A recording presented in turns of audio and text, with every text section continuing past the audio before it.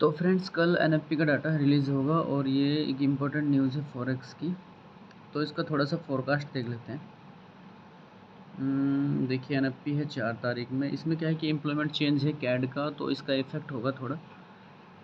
वो कैड के पेयर में ज़्यादा होगा, यूएसडी के पेयर में उतना नहीं होगा। तो एवरेज अर्निंग का डाटा देखिए, अर्ली अर्निंग का जितना प्रीवियस था उतना फोरकास्ट है।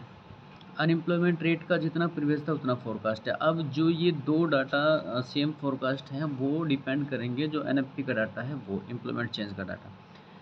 तो ये फोरकास्ट कर रखा है नेगेटिव, तो देखिए चांसेस क्या होंगे कि एम्प्लॉयमेंट से रिलेटेड डाटा है तो ये इस बार चांसेस हैं कि ये थोड़ा इंक्रीज़ होकर आया, यानी कि जैसे 137 ये डाटा फोरकास्ट क्या हुआ है।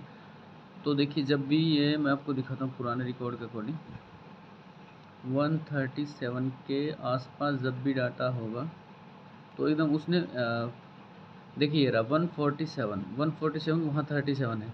तो इस बार चांसेस होंगे कि ये 250 या 300 के आसपास डाटा है, ऐसा चांस अनुमान लगाकर हम लोग चलेंगे कि ये हो सकता है इस बार एनएफटी में नेगेटिव नहीं आने की बजाय ये पुश करके डाटा बहुत ज़्यादा पॉजिटिव आ जाए। 200 250 या 220 के आसपास भी आ गया तो अच्छा मूवमेंट होगा।